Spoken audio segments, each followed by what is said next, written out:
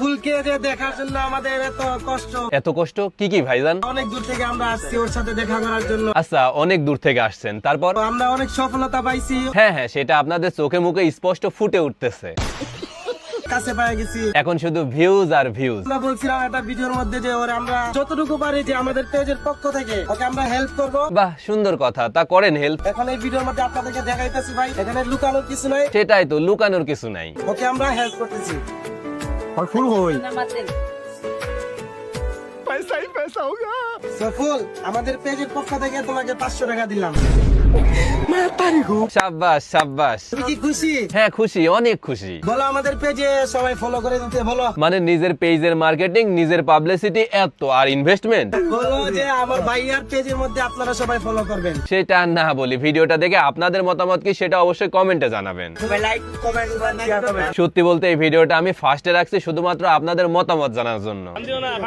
এখন কথা বলা যাক গত 3-4 দিন ধরে ভাইরাল হওয়া এই ছোট্ট মেয়েটাকে নিয়ে। এতটাই ভাইরাল হয়েছে যে নিউজ ফিডে ঢুকলেই এখন এই মেয়েটা। বাট এই ভিডিওটা বানানোর আগ পর্যন্ত আমি একটা সিঙ্গেল পোস্টও করি নাই, কারণ আমার কাছে পার্সোনালি মনে হয়েছে কোনো কিছুই অতিরিক্ত ভালো না, এক্ষেত্রে হিতে বিপরীত হওয়ার সম্ভাবনা থাকে। আর বিশ্বাস করেন অলরেডি সেটা শুরু হয়ে গেছে।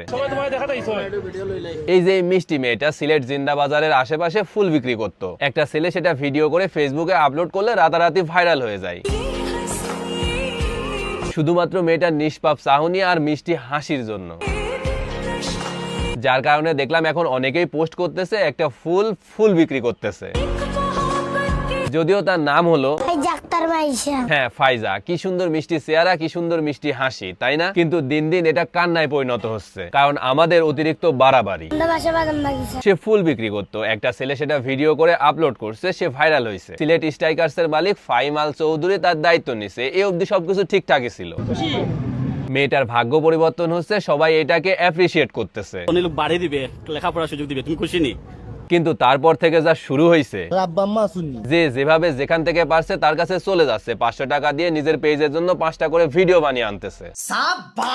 বিশেষ করে মোবাইল সাংবাদিক গুলা, ভাইরে ভাই, এরা তো দিন দিন দেশের জন্য সমাজের জন্য ভাইরাসে পরিণত হচ্ছে। কোনো কিছু ভাইরাল হলে শুধুমাত্র ভিউজের জন্য আবেগ বিবেকের মায়েরে বাপ করে দিয়ে সেখানে হাজির। খুশি নি?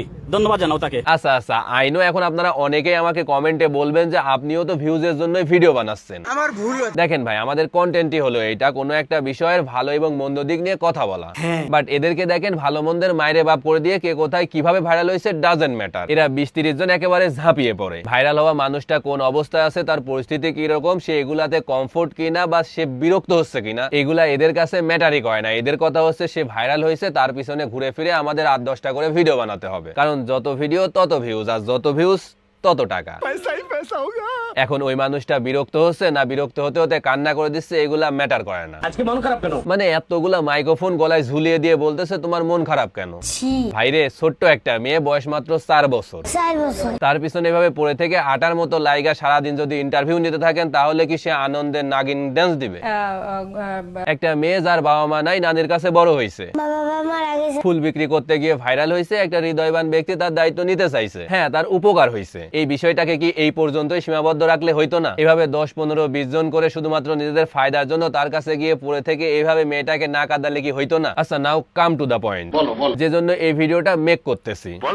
দেশে কিন্তু শুধুমাত্র ফায়জাই একমাত্র ফুল বিক্রেতা না বা অসহায় না, এরকম হাজার হাজার ফায়জা বিভিন্ন শহরের বিভিন্ন জায়গায় এভাবে ফুল বিক্রি করতেছে। আপনাদেরকে জাস্ট আমি 2টা ভিডিও দেখাই। প্রথমে এই ভিডিওটা দেখেন।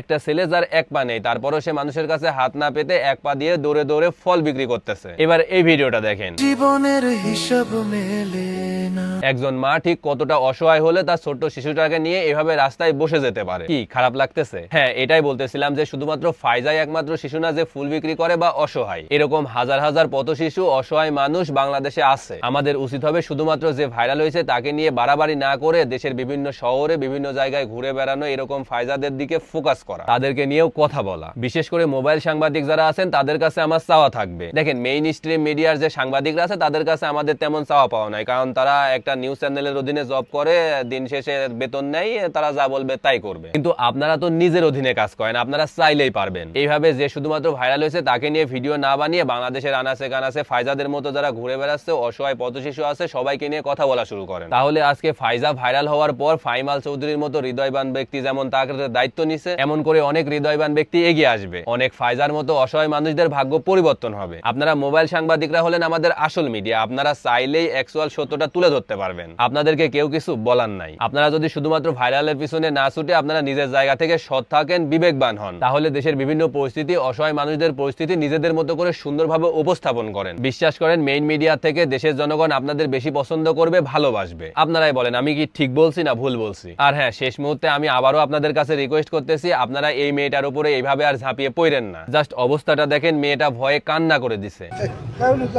মেয়েটাকে দেখে আপনাদের মায়া হয়েছে, আপনারা খুব করে চাইছেন মেয়েটার যেন কেউ দায়িত্ব নেয়। নিচে তো আপনাদের চাওয়া তো পূরণ হয়েছে, এবার না হয় তার মতো তাকে ছেড়ে দেন। আশা করতেছি আপনারা আমার কথাগুলো বুঝতে পারবেন, কারণ আপনারা বিবেকবান। তো আজকের মতো এতটুকুই। সবাই ভালো থাকবেন, সুস্থ থাকবেন। দেখা হচ্ছে নেক্সট ভিডিওতে।